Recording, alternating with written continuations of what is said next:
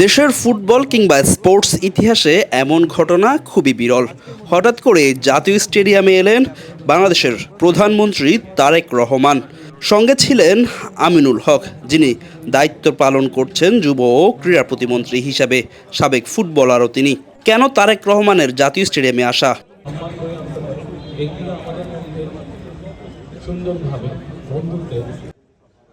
তারেক রহমান একা আসেননি, নিয়ে এসেছেন কন্যা জাইমা রহমানকে। সাবেক ফুটবলারদের যে প্রীতি ম্যাচ হয়েছে তা উপভোগ করতে। সিদ্ধান্ত নিই আমরা সকলে চেষ্টা করি, যারা আমরা বিভিন্নভাবে বাংলাদেশের বহু মানুষ আছে যারা খেলার সাথে প্রত্যক্ষ বা পরোক্ষভাবে জড়িত আছে, তাদের সকলের আসুন আমরা বাংলাদেশের ফুটবল জগৎটিকে সুন্দরভাবে দলমত নিয়ে যে আমরা নতুন পরিণামে যে অনুষ্ঠানটি ছিল, এখানে আমরা নতুন স্পোর্টসকে আমরা চালু করতে চাই।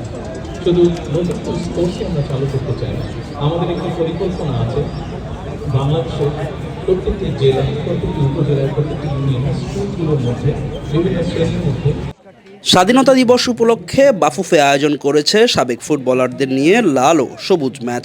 সেই ম্যাচই জাতীয় স্টেডিয়ামের ডাগআউটে বসে দেখেছেন তারেক রহমান।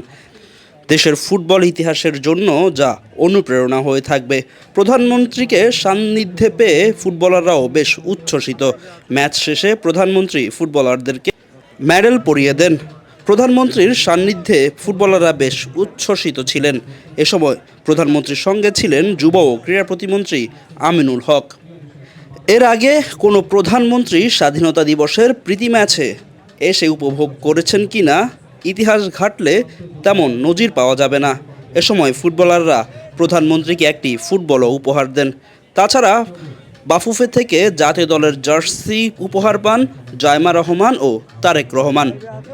পুরো ম্যাচ তিনি জাতীয় স্টেডিয়ামের ডাগআউটে বসে উপভোগ করেছেন। হয়তো ভেবেছেন তিনিও একসময় ফুটবল কিংবা ক্রিকেট খেলতেন, যদি সেই সময়টাতে ফিরে যেতে পারতেন। কন্যা জাইমা রহমান অবশ্য নিজের সোশ্যাল মিডিয়ায় তা অভিব্যক্তি করেছেন। কোনো এক সময় সুযোগ পেলে নারীদের সঙ্গে প্রীতি ম্যাচ খেলার ইচ্ছা প্রকাশ করেছেন তিনি। ভিআইপি বক্স কিংবা প্রেসিডেন্ট বক্স নয়, জাতীয় স্টেডিয়ামের ডাগআউটে যেখানে ফুটবলাররা বসেন সেখানে বসেই তারেক রহমান কন্যাকে নিয়ে ম্যাচ উপভোগ করেন।